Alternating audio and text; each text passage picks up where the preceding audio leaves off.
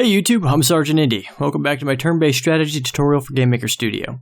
This video we're going to actually resolve killing things. Hit point losses are going to matter, and we'll remove things from the game when their hit points reach 0. We're also going to handle a couple of room transitions. So first, let's make it so that we can remove things from our turn order. If we open up our O game step event, you can see where that might run into some problems down here in our ready. So we have our turn order selector, our turn counter thing.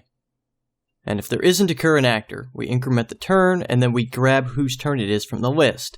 If we have killed and removed that thing from that list, then we've got a problem. It's going to be trying to pass around an ID for an object that doesn't exist anymore.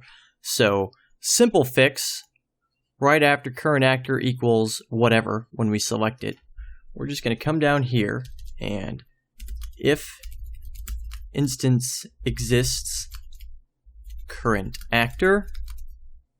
So if the actor is an instance that does exist, we're going to do this stuff. And if not, we're going to do something else. And for the else, for now, we're just going to stick to current actor equals no one. So if current actor equals no one, we'll increment our turn counter. We'll grab the current actor out of that turn counter, and if they exist, we'll do what we used to do, and if they don't exist, we'll essentially tell it to cycle again next step. If it's stupid but it works, then it isn't stupid, and this works, so done. Now we've got to get into our actor object and push through some code to resolve that whole 0 hit point situation. So let's green check out of here and there, and we'll head into our OActor step event. Now, do all of this stuff. We got our shake, and then we got our switches. Real simple, outside of our state machine, we're going to do if HP is less than or equal to 0, instance destroy. Done.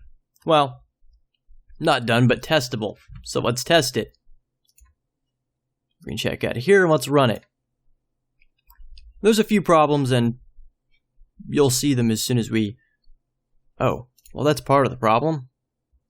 We don't have an HP. I spelled it out. Hit points. There we go. If you guys made the same mistake, sorry about that. It's been a while since we coded hit points. Wouldn't surprise me if some folks have forgotten about that. It's been several videos. So we got Sandy the elf rogue first, and I'm going to try to kill this guy. Bloop, he's dead. They've only got like 4 hit points right now, so they're easy to kill. Now, it's Rizzo's turn, and, well shoot, we can't, we got this thing here. We can't seem to move there. Something's wrong. Well,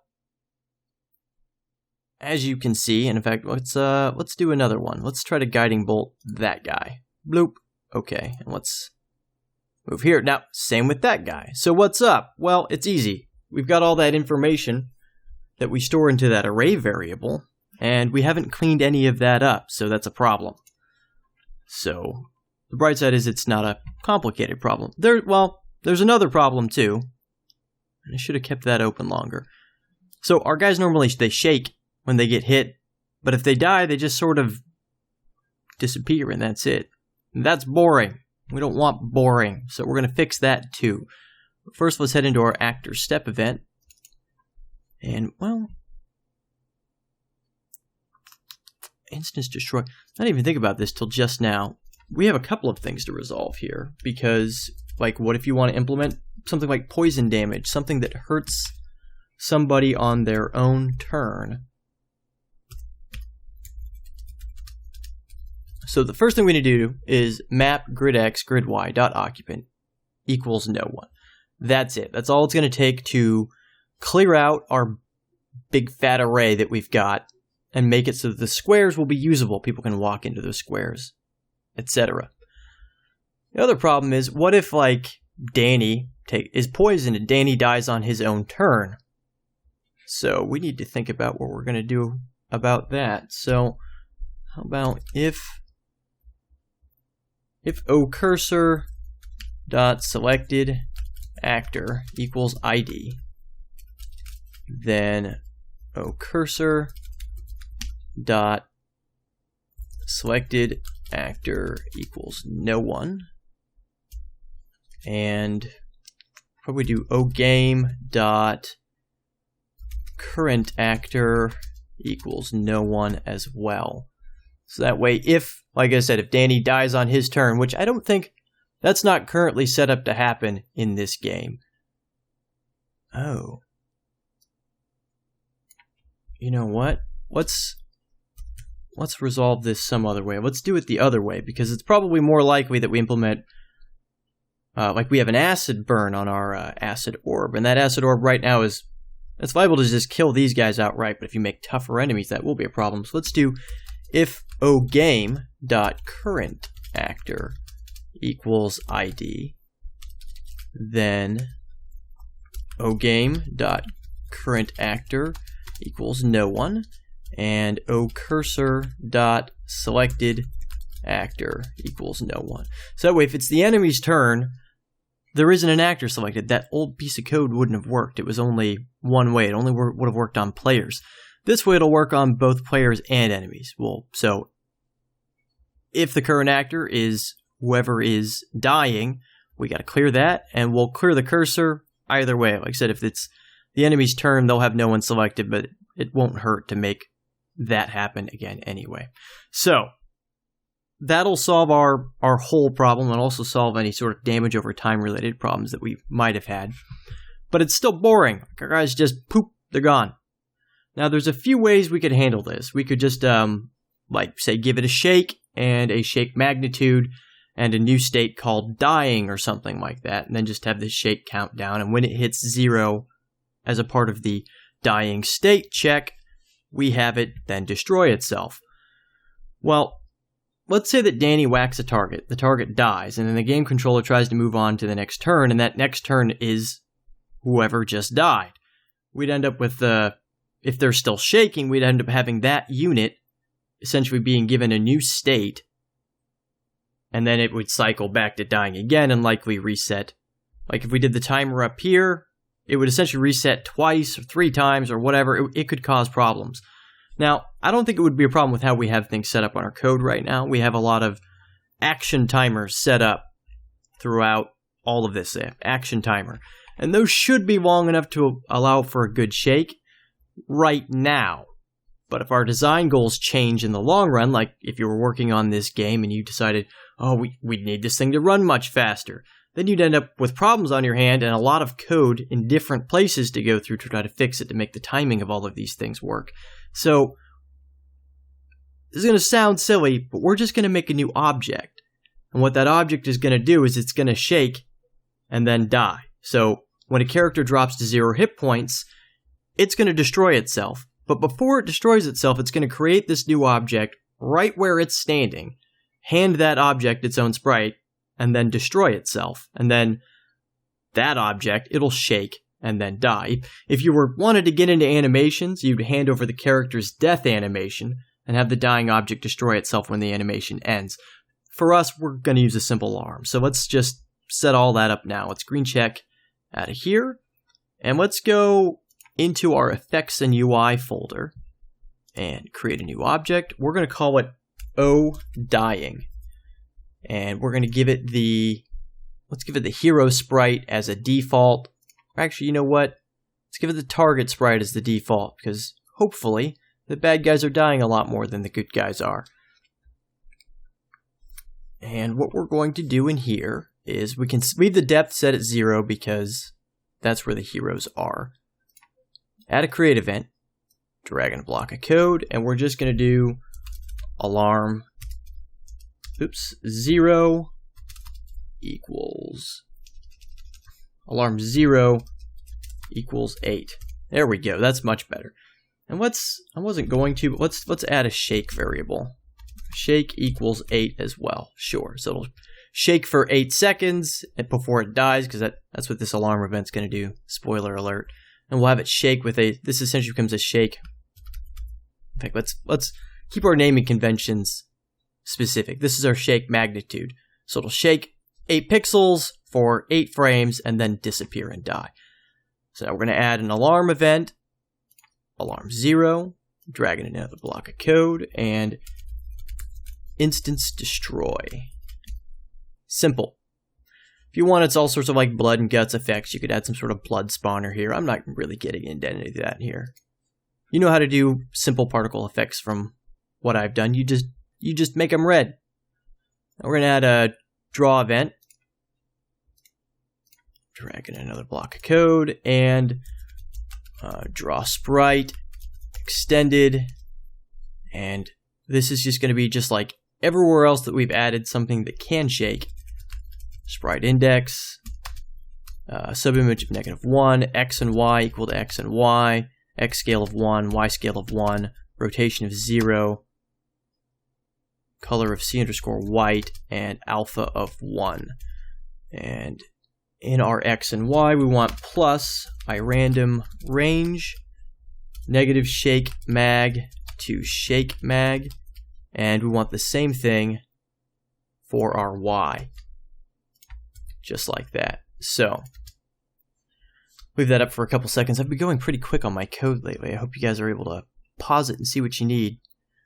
So yeah, real simple, just like we've done everything else with our shaking.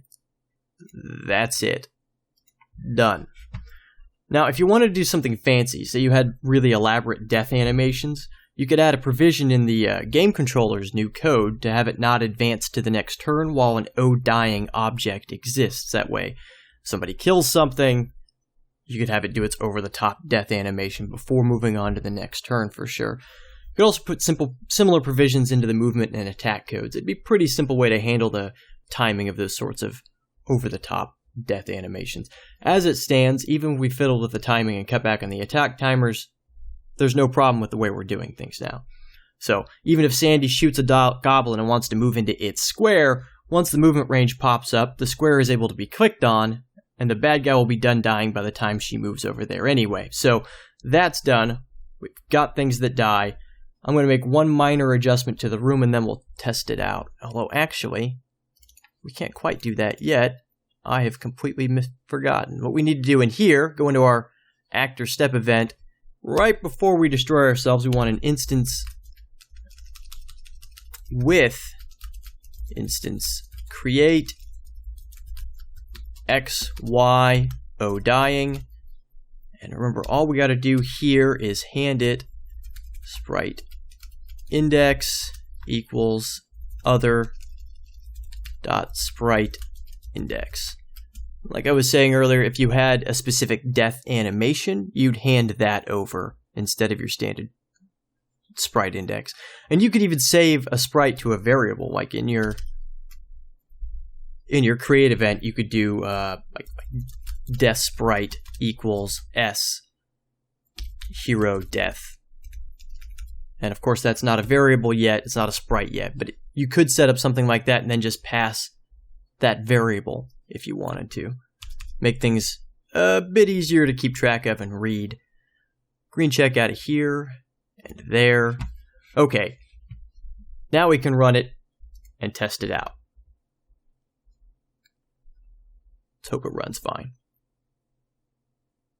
Should also probably clear this out. That was just a one-time debug functionality. That's how many buttons exist. Not really that important now. Let's do some magic missiles. Bloop. Okay. So these guys should be just about dead. In fact, let's try to... Oh, no, let's give everybody a bless. I want to try to make this go as quickly as possible, and buffing everybody ought to be the way to do that.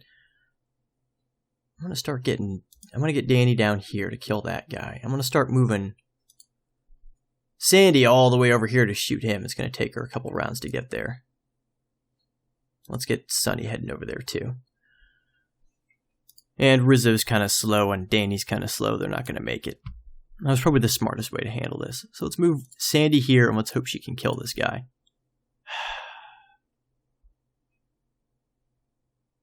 Darn it, Sandy. Oh, I can get her all the way up here. Get him next round. Danny's really slow. He's only got a 5 movement. Really, Sandy? Really? Now? On camera? You want to be like that? There we go. Okay, so everything dies, and we can move into... In fact, let's move into all these squares. That's fine. The problem is that there's nothing to do. Everything's dead, but the game's still going. That's a problem, right? So let's fix that now. Okay, so how we're going to do this is we're going to head into our game event, and we're going to build a quick and easy unit counter. And then if at any point there's one side that has nobody left, we'll move on to ending the room. So let's get into game, step, and right in here as a part of our ready. This is our standard, not really a game loop, but this is what this thing goes through while the game is running proper. So what we're going to set up here is if current actor equals no one, right here in the turn counter. In fact, right before the turn counter even, we're going to do red count equals 0, blue count equals 0, and with O actor, if army equals red underscore army. It's been a while since I typed that one. Red army, other dot red count plus equals 1. And you could set up an else here, but what if you had 3 sides? So it's better for me to just if army equals blue army, other dot blue count plus equals 1. Okay, now at the end of this, we go through every single actor, and if they're red, we add to the red count. If they're blue, we add to the blue count. After all of this, we're going to do if red count is greater than 0, and the blue count is greater than 0. So if there are both sides still remaining, then we'll do all of this stuff, all the stuff that we just ended up doing. Whoops, that was too far. There we go. So if there's people on both sides still remaining, continue as usual. Otherwise, we're going to move on to if blue count is less than or equal to 0, state equals retry room. So we're going to give the player the option to restart the room. And then else state equals next room. Okay, so if both sides still exist, we keep going. And if not, we've got a couple of new states. But before we move on to that state and typing those states, let's do a couple of things. So if the good guys win, we're just going to move on to the next room if there is one. Nothing fancy. If the bad guys win, we're going to display a message and then give the player an option to retry the room. So let's set that up first. And how I'm going to do this is I'm going to create a series of objects. The first is just an effect that will fade the screen. And when that's done, it'll bring up a dialog for the player to retry the room. Let's get started on that. Green check out of here and there. Let's create a new effect. I'm going to call it O Fade Lose. So this is the fade effect that we're going to use when the player loses the game. It doesn't need a sprite. Set its depth to -4 because we want it to be above everything except for the cursor and the button that it will end up creating. So add event, create event, drag in a block of code. We're going to have alpha equals 0 and finalize equals false. We'll get to finalize in a minute. So we haven't really messed around with alpha yet. Alpha is a term used when drawing sprites, and it's essentially a measure of how transparent an object is. 0 is completely invisible, and 1 means completely opaque. You can't see through it at all. Anything between 0 and 1, you'll be able to see through the sprite. We want this object to be sort of like a dimmer switch for our game, so we're going to start with an alpha of 0, and then we're going to count up to 0.8 or so, or 80% alpha. So you'll see how it works in just a minute. Let's green check out of here, and we're going to add a step event. So let's type the core of what this is going to be first. I'm going to type this a little out of order, but it'll make sense in a minute. So if alpha is less than 0.8, alpha plus equals 0.05. So it's going to go up in 5% increments all the way up to 80% alpha. Else, if no instance exists, O end box, and that's what we're going to create for the end button dialog. Instance create, let's go room width divided by 2, room height divided by 2, O end box.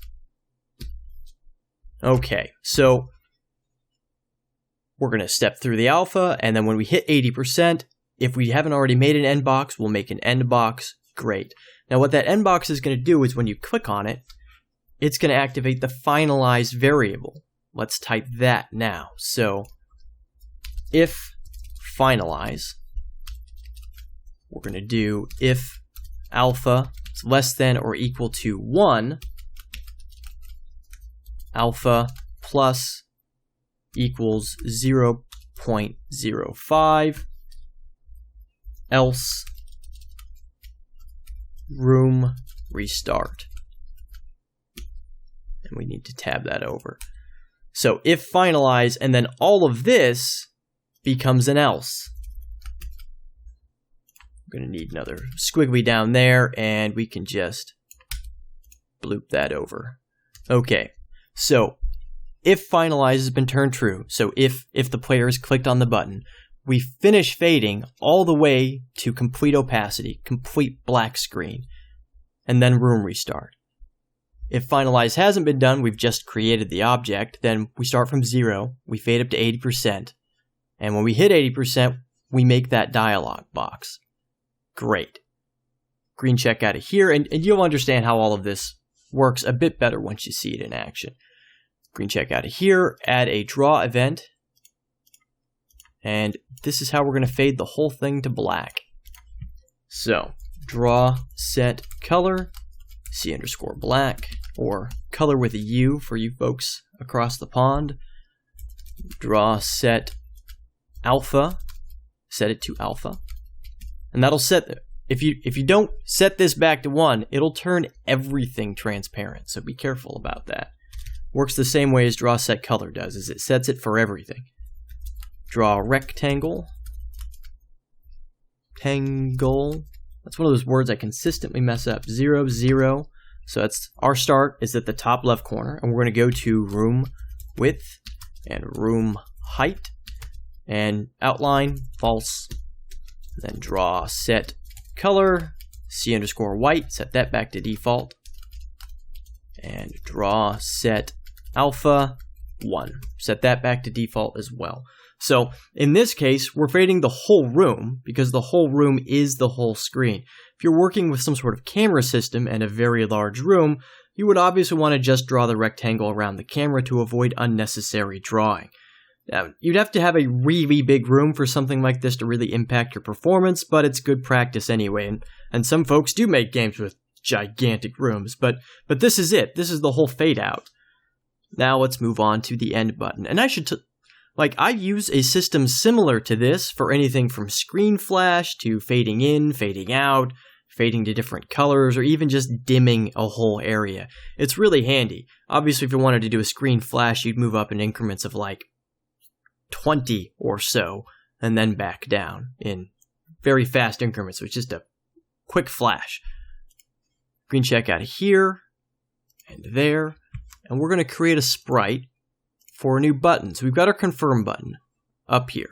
We're going to make an end button. So let's just duplicate that one. We're going to call this S end button. Although that's actually not even a good way to put it. Let's retry button is probably a better way to name that. So let's edit the sprite, get in here, and let's grab the black and the rectangle, bottom rectangle, and just wipe the whole thing out. Nice blank button to work with. And where do they put where's the text? I'm freaking out today. All right, we're going to go courier new, bold, and 12. And okay, and we want that in white.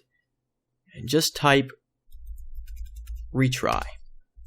And once you've got that, move it somewhere towards the center. Close enough.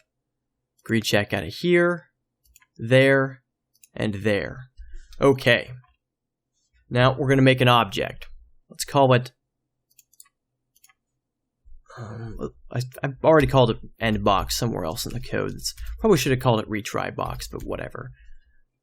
End box, we're going to give it the end button sprite, so buttons in UI. Retry button sprite. And I'm a mess today. Let's give it a depth of -5 so that it is on top of our fade black object. So the fade black will fade everything but this box and the cursor because it's between them and everything else. Add event, create, control, drag in a box of code. Oh, yikes. End text equals something like the heroes have fallen. Something simple like that. You wanted to get really fancy, you could make some sort of randomize or choose system so you could have random text every time. This is fine for now. Green check out of here. And now we're going to add a draw event. Drag in a block of code. Draw set color C_black. Now, this is going to work really similar to our confirm box object, where it has a box, has text on it, and then there's a button below that you can click on to make something happen. Just like that. Draw rectangle. I did it again. Rectangle. We're going to go x minus 256, y minus 64, x plus 256, to y, and false. We don't want an outline, so that'll create a rectangle left, up, and to the right, but not below where the button's at. Draw set color C_white, which is good. That gets us back to default. Draw set font, and I want it to go, let's go with fcrit. If you wanted to have a long and in-depth end message out of this, you probably wouldn't want to use crit. Crit's a really big and bold font. You could use the other one. Draw set h align, fa center, so it draws left to right. Draw text x y minus 64 and text, and draw set h align fa left. Remember, fa left is our default. We want to return to that, and then draw self. That'll draw the button on top when it's finished with all of this. So simple, and like I said, it works very similarly to the I guess the confirm button, confirm box, one of those two. Now we need two more things. So first, we're going to need a way to click the box, and we're going to do that in the cursor the same way we handle the confirm button. So let's go knock that out. Green check out of here and there. Let's head into our cursor, step, and we go down to our left click event, this mess of code right here. That's right. This mess of code right here. That's what I'm looking for.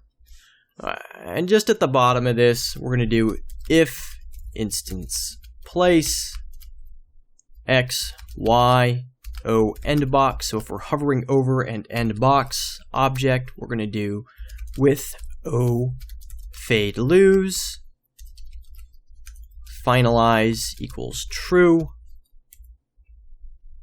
just like that.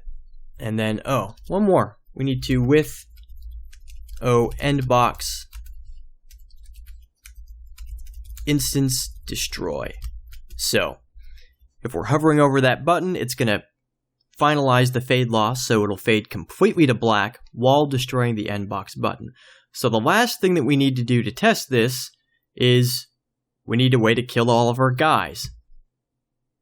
I mean, we could have Sunny run around and burning hands everybody, but I'd rather do this the lazy way. And so we're going to set up our first debug command within the game controller. So let's go into game, step, and just right up here at the top, let's do if keyboard check pressed vk delete. O cursor dot selected actor equals no one. And then we're going to, well, okay, so what we're trying to do here is I'm trying to make it so if you hit the delete key on your keyboard or any other key you want, because I've realized I've got people from other countries chiming in, they might not have a delete key or the same sort of keyboard layout that I want. Regardless, if you hit the button, what it's going to do is it's going to kill all of the heroes, just remove them from the game entirely. So, first thing we need to do, obviously, is get rid of the selected actor from cursor, because that would be a problem, right? It would throw us an error otherwise. So, with O actor, if army equals blue army, instance destroy, and then let's also wipe nodes and wipe buttons just to be safe. Okay, then we'll start everything else. So like I said, all this is going to do is just kill all the good guys so we can test our end state. So let's green check out of here and there, and let's give that a try now.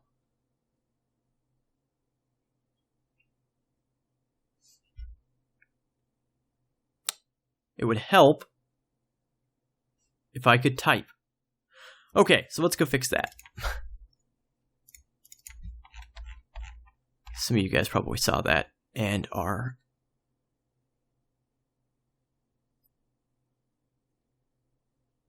There. Count. Okay. Ooh, Lord. Alright. Oh, we also need a way to... I didn't realize this. We haven't set this up yet. So it's a good thing that error happened. I would have felt like a real jerk. So we need to set this thing to actually happen. So we've got a retry room state. Let's type that now. So case retry. Let's get this up to the top of the screen. Retry room, colon, break. Come on. There we go. All right. Instance create. It doesn't really matter where you put the fade black object. I'm going to put it at 0, 0, but it could be anywhere. It knows what it's doing. Fade lose.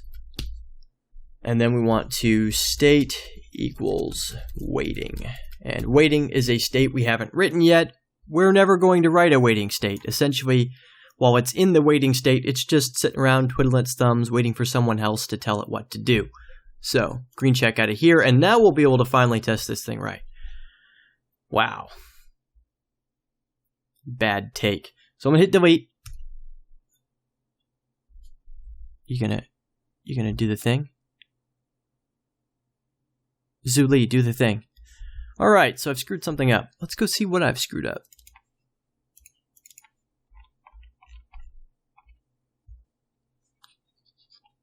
Fade lose. If blue count less than equal to 0, state equals retry room. Retry room. Instance create. Fade lose. State equals waiting. Oh. You know what would help?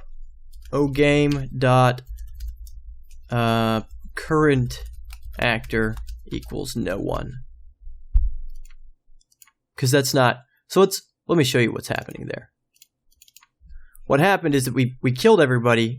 But as far as the game was concerned, the game controller, it was like, oh, it's still Danny's turn. And if it's still Danny's turn, it's not going to do any of this stuff. So if it doesn't do any of that stuff, it's not going to fade out proper. My gosh, I'm really sorry. I'm having a lot of errors today. I apologize. There we go. The heroes have fallen. Great. Quick retry. What happens? Bloop. Here we go. It faded all the way back out. Game popped back up. Here we are retrying the room. Let's make sure that... Let's kill a couple and make sure that everything's working exactly right. Make sure that we got a proper restart. Although, I mean, I know we've got... Okay, so that guy's dead. Heroes have fallen. Bloop. And everything's back up. Great. So, deleted all our guys. Everything's working great. We still need another transition, and that's that we need to go to the next room if we win. So we're going to make another object for that. So let's just duplicate our fade lose. And we're going to fiddle around with this a little bit. First, we're going to call it O fade win. Win. Why did I type wind? We're going to go into its step event. Well, go into its create event. It doesn't need a finalize. It's just going to go into its step event, and we're going to rewrite most of this. Let's get rid of this whole else thing. All that can go, and then this can go, and then everything in the middle can just take a step back. So if our alpha, for this case, we want to fade completely to black. We've killed all the bad guys. We're victorious. We're just going on to the next room. There doesn't really need to be any screen or confirmation in between. We're just moving. So we're just going to go all the way to 1. If alpha is less than 1, we're going to step up. Else is going to be a little bit trickier than that. So if, well, so let's start with room go to.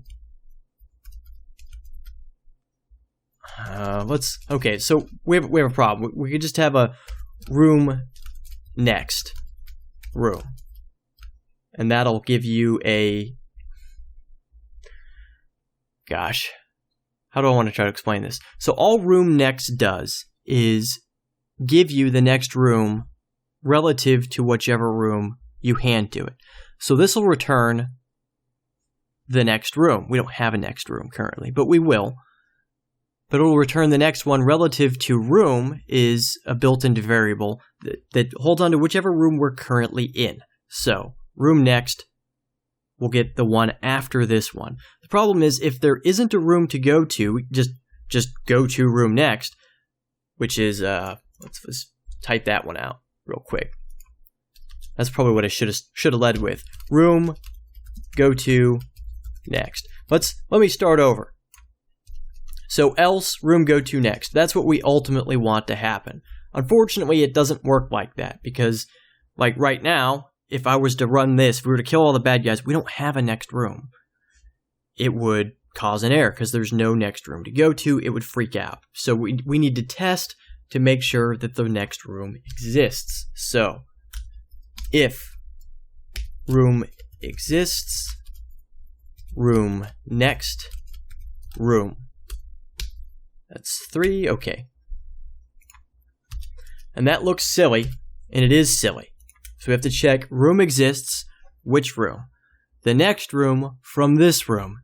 But that's just how you set it up and do it. And then room go to next, if that exists. If it doesn't exist, what we're going to do is we're going to go to room, go to, room 0. Now, we currently don't have a room 0. We will in a second. Our test room is going to be renamed to room 0. And then we're going to keep going with the standard naming procedure, which if, like right now, if I were to create room, it gives us a room 1.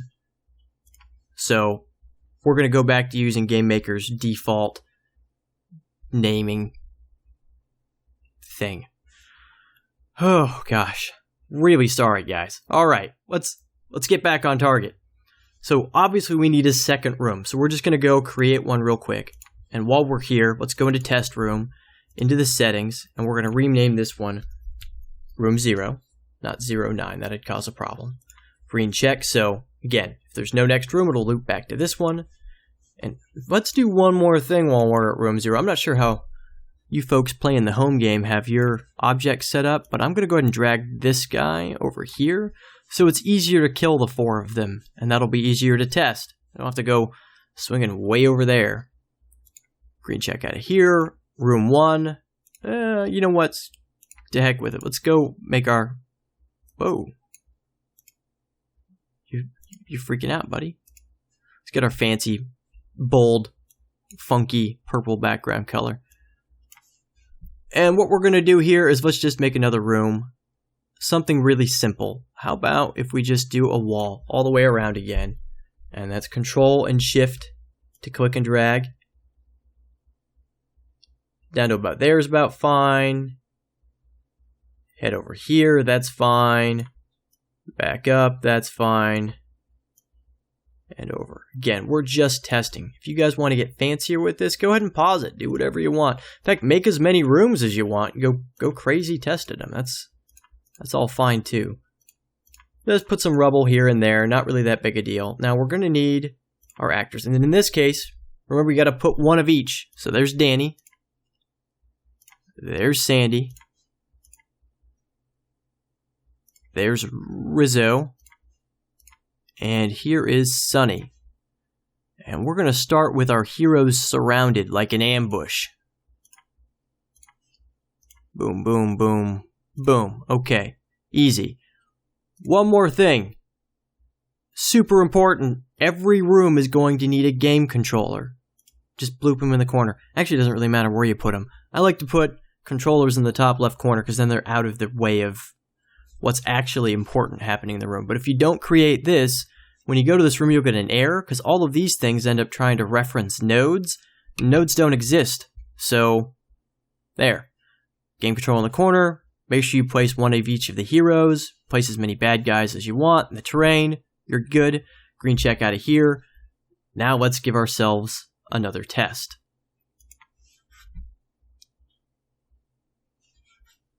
Okay, so let's kill all these bad guys. So let's destroy all humans. That guy's dead. Let's give a bless to make things go faster. And I just realized our bless is messed up. My bless text is too long. It needs another window. I'm going to go for a magic missiles, because these things don't have very many hit points. Yeah, I'll probably kill 2 of them. Okay. Now, end her turn. And I'm an idiot. I just made the same mistake twice. Can you believe I just made the same mistake twice? Alright, we're going to go into game. And we need another one. We need case, next room. Okay. And that's a colon. Oh, God. Break. Instance create. 0, 0, O fade win. And state equals waiting. And I'm just realizing we didn't really need these states. What we could have done is we could have just done our instance create up here and then gone to waiting, and our instance create up here and then waiting. We didn't need separate states to do this. It's really not that big a deal though. Let's just knock it out. Let's keep going with what I've got on target. I'm making enough mistakes today anyway. I don't need to go off target. Who is this? This is Sunny. So let's start with the magic missiles. All right, 2 down. That'll be a much less good spell once we're. Oh, come on, man. It'll be a much less good spell once we're. Once we've got real bad guys with real hit points. Guiding bolt. Bloop. Okay, end turn.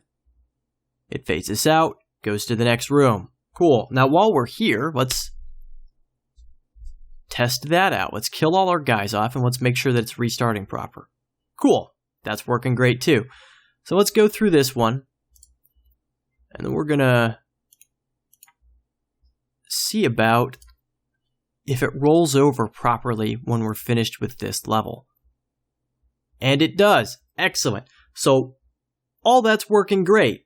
There's one last problem here, and that's that our fade is pretty jarring. Everything fades out all right, but it comes back really sharp. So let's do a fade in as well. Let's kill that. And let's just duplicate our fade win. We're going to go O fade in. And I just realized that's probably going to end up being a little confusing.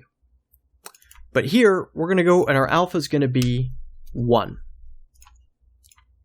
Our step event, if alpha is greater than 0, we want our alpha to be minus 0.5. And then in our else, this is going to be a little fancy. OGame.state equals ready and instance destroy.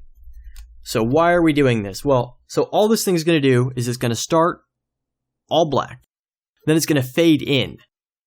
And then when it gets faded in completely, it's going to destroy itself. So what's up with this line here? Well, hypothetically, it could be one of the target's turns while the fade in is still happening. And we don't want them to be already moving or attacking our guys before the fade in is completely done. So we don't even want the game to start until it's faded in completely. So that's that. Green check out of here. Our draw event should be exactly the same. Black alpha. Yep, that's fine. Okay, so yeah, everything else is fine. Now we just need to create this thing in the first place. And where we're going to do that, We could just drag it into every room, just put it up, bloop, right here. That sounds like the exact kind of thing that I would forget and have problems with in the long run. And it needs to be in every room, so to heck with it. We're going to have our game controller create it. So, right up here where we set our font, let's do instance create X, Y, O fade in, and that'll create it. And now we need to fiddle with our step event. We're going to check out of there. Let's head into our step event.